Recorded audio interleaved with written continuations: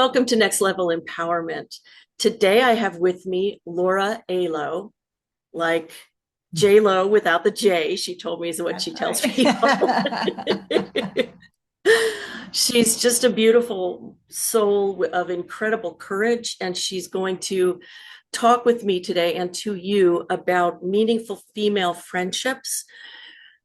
And the world doesn't see the value of this really, but we so do. And she brings people together to build these relationships that are the lifeblood for us when we are in a critical time. But we cannot wait until a critical time to try to build this. And that's really her message. So, welcome, Laura. I can't wait for this. This is fantastic. I'm really glad you're here. Thank you so much for having me, Lori. I really appreciate it. It is so my pleasure. Um, I am so impressed with, first of all, with what I know of your story, and I hope you'll share as much of it as you like, of leaving all kinds of sort of standard modes of community at one point and completely building a life for yourself. I think women need to understand this from the boundaries perspective, from the strength perspective, from the I'm not ready, but I gotta go perspective. So, would you mind sharing your story a bit with us? Yeah, absolutely. So I definitely grew up in a environment that was very, very much about being traditional. It was a very tight religious community, rather controlling, to be frank. And the undercurrent message of this religious community was one, isolate yourself from the rest of the world. So you're very insulated within that community. It's not that you're not out in the world, interacting with people, but spending any additional time beyond, your basic school day or work day was just really frowned upon. And the same goes for your professional life. College strongly discouraged because I think that if you go to college, you might start to question, and they don't want you to question anything. And to be honest with you, if you, particularly at that point in time, which, as I was coming of age, where I would have gone to college, the 80s, that was really a linchpin for being successful professionally. Now there are a lot of things that you can do without necessarily taking that route, but that was really the route to professional success. And quite honestly, the less money you have, the more easily you are controlled. And so that's really the environment that I grew up in. My parents, who I never felt not loved by.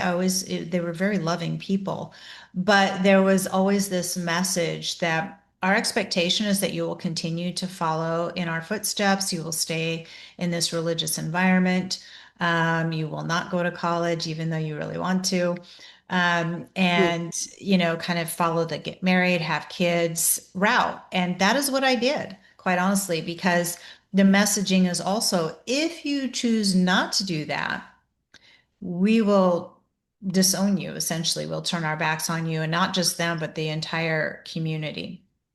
And so that's what I did. I got married when I was 19. Oh, I you were had a my, baby. I You were a know, I baby. had my daughter when I was 23, my son when I was 26.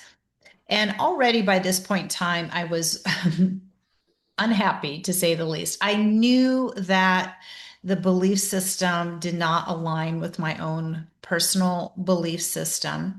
I had married somebody that was an abusive person, emotionally, physically Mm. abusive. Um, but you're not allowed to get divorced. So I really kind of felt like I had made my bed and now I have to lie in it. That was really kind of the thinking. Long suffering is a huge term in this religious group, and it's really lauded as this is the way you should be. You want to be a Oof. long suffering person, a martyrdom almost. And as I moved into my 30s, it just started to, that whispering in the back of my mind got louder and louder. And it really came to a head when I turned about 35, 36, and I could see 40 sort of looming out there in the distance. And I just had this feeling that if I don't make a change by the time I'm 40, this is going to be my life for the rest of my life. Wow. And quite honestly, I Wow. didn't know how long that would be because my husband, as is pretty common with abusive people, they slowly ramp up into, more and more abusive behavior.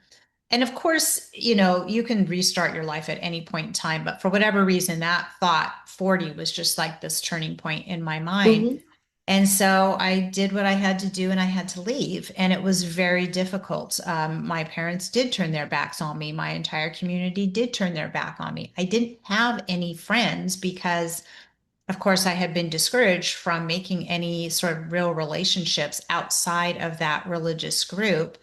The only job I had was teaching group fitness classes, which I loved, but it's not exactly the best way to pay the rent. And so I had no money, I had no friends, I had no job, and I really didn't know what I was going to do or how I was going to make a change. I ended up moving. Well, let me back up for just a moment. And I think this is important because you frequently hear people say, here's all the bad things. I had nothing. And then the next sentence is like, and then my life was amazing. And Yes. there's not a bridge somewhere. Like, how did you put those pieces together? So, Right. um, I actually had some people that came to one of the fitness classes that I taught had a accounting firm that was across the street from the gym, and they needed an office manager. And so they hired me as an office manager. Wow. And so that's what I did. It was not my favorite job, but, and this is what I have told people in the past, if you are leaving a difficult relationship or something, and they start to feel this pressure, like I've got to have it all figured out. I need to know exactly what I want to do. No, you don't. No. What you need, honestly, is something that's a little bit mindless that helps pay the bills because you're going through so much right now. You don't need to be putting brain cells towards trying to get a new degree in something or starting a whole new career or whatever. So, I really like people to understand that, yeah, I did that job for a couple of years until I got through the divorce, which was very nasty and ugly. Oh boy. A lot of parental alienation with my oldest child. And I ended up moving out of the state because it was getting progressively more dangerous for me to stay there. And so I literally picked up with my son, who was 12 at the time, and moving 800 miles away. I did not have a job lined up. I immediately signed up with a temp agency because I was hoping I could get similar work. They liked me at the temp agency and actually hired me to be their office manager. And I Oh, perfect. immediately got some group fitness classes to teach because I loved teaching. And this was the first point in my life where I worked at a big chain, a national chain of gyms versus, a single owned location. And I realized I could actually have a full-time career at this because they had positions that oversaw the people like me. And so I made it known to my manager, like if a job like yours ever comes open, I'm really interested in it. And that's how I started a career at the age of 40. My first full-time, truly Hmm. full-time career was putting myself out there, taking some risks because it was a huge Yeah. risk to move like that with no job. I got a roommate, which I'd never had a roommate before. I was just, my son and I were sort of renting a couple rooms in his house. Right. And yeah, I put myself out there. And within about a year of me moving, I had this managerial position, which allowed me to start to move forward into a career that I really loved and doing something that I loved. And I just continued putting myself out there and got to a point where I was, slowly moving up within my company and, until I had a sort of a big corporate job and was making some good money. I got remarried during that time period as well. It wasn't this sudden, and that's why I wanted to go backtrack. It wasn't a sudden leap. where I left one situation and bam, I was in a great situation. But I allowed myself the grace to just do something that was not my wheelhouse, not my forever job, not my career, not something I loved, but gave me that bridge to get to where I wanted to go. And that is so important. And I think that people skip that step. And I loved working in that corporate role, but the fitness industry is notoriously youth oriented. COVID really threw it into a tailspin. Oh, yeah. And and so I got to a point in that corporate career where it was, it was in conflict with some of my own personal values and principles and the amount of time that I was spending, and a lack of traction that we were having out in the world. And that was when I decided to move into running my own business.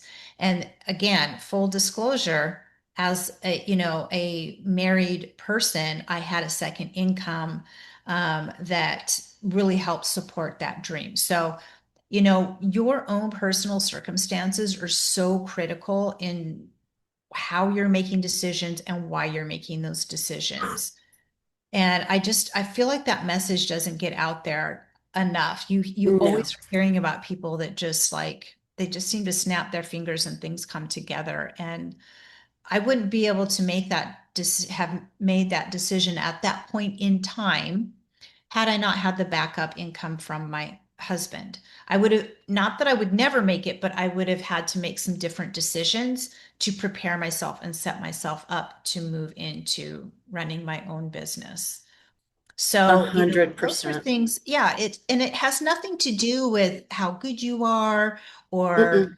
am I ready? Am I not? Should I just take the leap? I do believe in making some calculated risks, and I've had to take a few risks that weren't very well calculated, like moving, all that distance. I know you've had to do the same thing. I have. And sometimes life forces your hand, the universe forces your hand. But where possible, I do believe in, trying to be strategic in the things that you do and not just blindly jumping into things, because you can really land yourself in some nasty spots if you aren't thinking it through beforehand. I've done it and I've done it and I've done it. And yeah, from my perspective, um, I was buying into the sort of norms, the cultural norms of like, just do it, go for it. And I was trying to measure everything with my mind, but like nothing with the rest of me, nothing with my emotions, nothing with my, like, what's happening, what can I really afford here. And yeah, that's a tough one, really tough. And I think especially for women, honestly, Yeah. because the whole system was not made with us in mind. So there's a lot that's missing. Yeah. There's just a ton that's missing. And what you said about, you have to take that, I'll put it in my language, but you have to take those small steps. Yeah. You know, you have to not stress yourself out with like some major job when you're trying to get back on your feet after you've left your family, your friends, your marriage, like your daughter. It is your daughter. Yeah. Hmm. Yeah.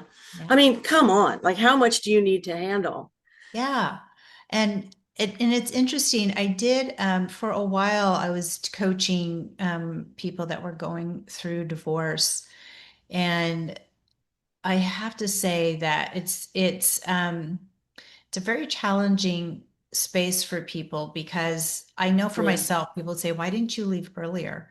Why didn't you leave earlier? And for me, the answer was multi-layered, because Of I course. wasn't just leaving my husband, right? I knew that me leaving meant leaving everything behind.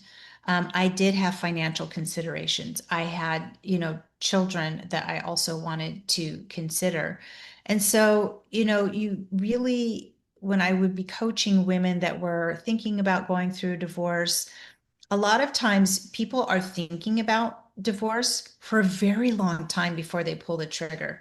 And so, from an outside perspective, it's really easy to look at somebody and say, I don't understand why you're not just moving forward with this. But again, if you leap and you're not emotionally ready, or you haven't paved the way in some other avenues, you're just making life harder for yourself. And that, I get it. Sometimes it's urgent. Like I've got to get out of this situation. Right. Um, but there's so many people that I would talk to, and they weren't prepared to lower their standard of living, for example. They didn't want to not have, they didn't want to work. They wanted their kids to stay in private school. They wanted the husband to pay them alimony in perpetuity. That's not real. That's not a realistic expectation. And it's very disempowering for yourself. Um, and yet you have to let people do what they want or need to do. And people do stay in or get married for all kinds of reasons. Oh, Often yeah. has very little to do with that, movie screen love story that we all think that we're getting after. And so, yeah, you have to allow people to take the path that they need to take. And some people will never cross over that bridge. They just won't. And Right. that's what's meant for them. I had to really learn to extricate myself from wanting something for somebody more than they wanted it for themselves. Yeah, And as a absolutely. coach, I think anybody who does any kind of coaching knows that. You have to learn that lesson. If somebody, if you're a personal trainer and somebody wants to lose 50 pounds, but they're not willing to change their diet or exercise, there's not a lot you can do for them. I mean, you can look at them and say, this is what you need to do. A lot of times we know what Right. we need to do, even if we don't employ a coach or somebody to help us with it, we just don't do it for whatever those reasons are. And we need to uncover those reasons in our own time. They're usually very emotionally based. And, you know, sometimes people just flat out don't want to do the work to uncover it. It's too uncomfortable. Yeah, well, there has to be a great big reward. And for Mhm. you, excuse me, what was triggered when you saw 40 looming? That wasn't just about, oh God, I don't want to be 40. You know, I mean, Yeah. there were lots of layers to that too. And I have a dear friend who is in a relationship that doesn't, you know, at this point really do it. But I think the comfort level is greater than the pain level. Yep. And that's where we get tripped up. But interested to know, because now you work so much about women coming together and supporting one another. What happened? Where did you find your support? Yeah. That is such a great question. So, when I made that initial move out of the state, out of my life, basically, and into a new Yeah. life, I literally had no friends. I Right. had one woman that I have been close with, some semi close with at the gym that I worked at. And once I left my marriage, then I really worked on deepening that relationship. The other piece that's sort of critical to this story is that in the religion that I grew up in, not only do they discourage you from, making friends outside that religion, but they tell you that you can't trust anybody outside the religion. They all want something Oh, from you. And so I didn't really believe it, but at the same time, I just didn't know what to do with it. So as I moved to a new state, started a new life, started a new job, career, all of those things, um, I did what most of us do, which is cultivated what I call situational friendships. oh yeah. Yeah, yeah. Situational friendships are friendships based on a circumstance. When you're in school, you typically make friends with kids you go to school with because they're right there. You see them every day. Mhm. Within your church organization or religious organization, you see these people at church all the time. And there's nothing wrong with those kinds of friendships, and they can definitely develop into very deep friendships that last over time. But frequently, what happens is those friendships are amazing while you're in the same shared circumstance. But once those circumstances change, so if you're friends with all the other young moms when you're a young mom, well, eventually your kids are getting older, their kids are getting older, they're scattering into different directions, and so do the parents. And so a lot of times you don't maintain those friendships or people you become friends with at work. If you leave the job or they leave the job or somebody gets Right. promoted or something like that, the circumstances that formed the foundation of your relationship with them change. And so does your relationship, or even just moving away Right. can really change that. And so I ended up, I lived there for about 9 years and then I moved again for a job opportunity. But I had decided that this time I was going to create intentional friendships. And I was in my late 40s at this point in time. And instead of focusing on similar circumstances, I focused on similar values, principles, likes, things that we would have in common, regardless of what job we were doing, how old our kids were. They were really about us as people. And I have formed some of the most amazing friendships. And it doesn't mean that cut out people that aren't like you. I really value diversity in all levels, right? So whether it's a diversity in your education levels or your income levels or I said education, your ethnicity, your sexuality, whatever it is, Yeah. those differences are fine. If you're fundamentally have such different perspectives that you can't get along, well, that's going to be pretty difficult to maintain a friendship with. Right. But these intentional friendships are so important because now, as a woman in her late 50s, I've got 60 right around the corner now. I look at my friendships, and you start seeing some of your friends' spouses are becoming ill. They might pass away. Mm. Marriages breaking up, gray divorce is becoming a huge thing. And Never so heard that phrase before. Gray gray divorce, divorces. yeah. Yeah, we're seeing more of it where people have been married 30, 40 years. And sometimes it used to be sometimes when kids would leave the nest, that's Yeah. when marriages would fall apart. Now it's kind of as people head into retirement, marriages start to fall apart. Is it And usually so from the man or from the woman? Do you know? Is there sort of a preponderance there? that's a good question. I don't have the answer to that, which Yeah. one tends to be the instigator for it, but it's definitely on the rise. And Amazing. it's a very challenging situation because Oh, yeah. let's say you get divorced like I did when I was, approaching 40. You still have kind of a long runway in front of you to make up Hmm. income that's lost, career moves that are lost.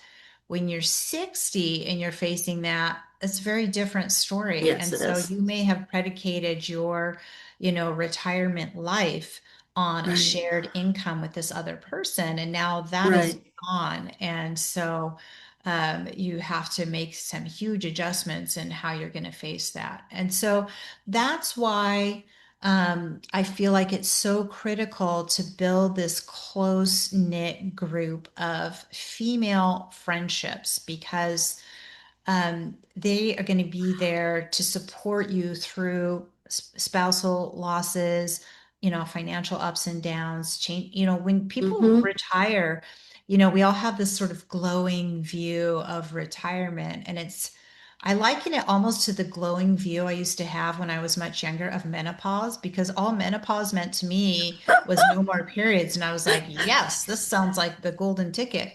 And then it actually hits you and you're like, oh, this is not what, Yeah.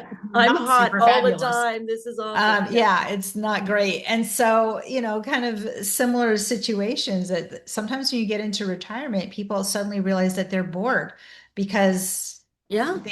they're purpose-driven people, but they didn't set themselves up with some kind of purpose to help keep Right. them moving forward, or maybe Right. their financial outlook is very different than what they thought, or whatever. So it's pretty common as people start to move into this it shakes your world up a little bit. So it's so critical to have these support structures around you that understand, they're not judgmental, their friendship isn't based on anything other than they like you and you like them. And that kind of thing is something that's just dramatically missing in our society. And it's interesting because I just did a little article about this the other day. And Gen X in particular, which is sort of the people I work with the most, is so proud of our resilience, our toughness, we don't need anybody kind of attitude. Mm. And there's a lot of positives to that, but it has also engendered this lifestyle where we've been taking care of kids, maybe, or taking care of our career, taking care of our marriage, now sometimes taking care of aging parents. And we forgot about taking care of us because we don't need that. We're too strong for that. And then you sort of look up from life and realize I'm alone. Yes, I have my kids. Yes, I have parents. Yes, I have a spouse, but I don't have any friends or very few friends, or I've kind of hung on to some friends that really don't fit me anymore. They've just been my friends for a long time. Um, and we're rusty on how to get out there and Right. create new friendships and what do we even go after? We've always fallen into the situational friendships, but our situation is all over the map. Like maybe we're still working, but we're coming to the end of that. Maybe we just entered retirement or, what have you. And so as a result, I find that this group of women in particular is not very good at having a good supportive group of people around them. It doesn't have to be a big group of people. No, no, it doesn't. It just It has to really be the doesn't. right people. So Yeah. let's lean into that just for a second. So the big thing that you said so far about determining what is going to drive your moving into more of an emotional intimacy with someone, where you're going to find out if you can trust them, you're going to find out if you really do align, is do you have the same kinds of ethics, morals, outlook, all those things. How do you help people lean into that? I know you've got something coming up, Soul Sanctuary, that you're going to be Yeah. doing in November. And so, why don't you say a little bit about that and about how you're going to usher women into this new way of being? Yeah. I think that we expect friendships to just sort of happen. Yeah, right. And um, if you were looking for a significant other, you have a process. You have a desire for certain traits in that significant other. And so that Mm-hmm. process typically involves dating different people and sort of trying them on for size. And some of them are just an absolute, ooh, no, that was not what I wanted to Right. go after. And some of them, kind of, maybe they're fun to go out for a drink here and there, but they aren't sort of the one that you want to have that deep relationship with. And we need to approach our friendships in a similar fashion. So Right. that means putting yourself out there. That means getting into social situations where you can meet new people, Mm-hmm. allowing yourself to have, a coffee date with a potential friend, and allowing yourself to recognize that it just wasn't a very good fit, and that's okay. And understanding that our circle of tight friends is this, and we will have a circle of friends that's here, and a circle of acquaintances that is here, Yes. and that's normal. Not every person's going to be that ride or die BFF, and that's perfectly fine. But we want to make sure that we have this group, and a lot of Gen X women are here or here, and they Okay. haven't pulled anybody into this tighter group. So it's about kind of being selective. It's about first and foremost, the least sexy step of finding new friends is figuring out what you want. What do you want in a friend? What's important to you? Because that might be really different for you than it is for me. For some people, it's really important they have somebody that they can call at 2 o'clock in the morning. I don't want to call people at 2 o'clock in the morning, and I don't really want them to call me at 2 o'clock in the You're morning. right. I'm asleep. But other people, they have friends that's how they are all the time. Maybe they want someone they Yeah. could always, go out to dinner with or do this or do that. It just you have to determine what's important to you. What season are you at in your life? What is your time bandwidth right now? Hmm. And take those things into consideration. That's step one. And then you start going out there and looking for people that are in alignment with the things that you're looking for and what you're able to give as well. That is Um, so smart because if you don't figure it out, you're going to go out there and you're going to be desperate. You're going to be like, yeah, whoever you are, if you like me, I like you. yes. Tell us a little bit about your soul sanctuary because I think it's going to be a beautiful event. Yeah, this I'm really excited about. It's going to be in Sedona, Arizona, November 7th through 10th, so Amazing. just 4 days. Sedona is kind of a magical place. And I say that I'm a very pragmatic person. I'm not a very woo sort of person, but there really is something about Sedona that is energizing and Hmm. it helps people reconnect with who they are. And I really try to create experiences within the retreat that are going to bring that forward in people. So it's sort of a combination of helping people reconnect with themselves and those things that they want and that are important to them, and bringing together other women that are in the same space mentally and emotionally. And you may walk out of there with a new BFF. And even if you don't, you're still putting yourself in the way of opportunity. And we really need to do that. So, to me, a retreat is a combination of getting out of your daily grind into someplace even if you've been there before, it's certainly not your day in, day out. So you can disconnect from your daily life Right. and really focus on yourself. We create an environment where we can do some soul searching. We can, I like to make it a very immersive experience. So it's an experiential retreat and bake in some time that is just for you. It's not a workshop in a pretty place. It's an opportunity for you to take some experiences and then process it in whatever way that is for you. So for you, that might be in the afternoon, you sit down and you journal and you meditate and go on some nature hikes.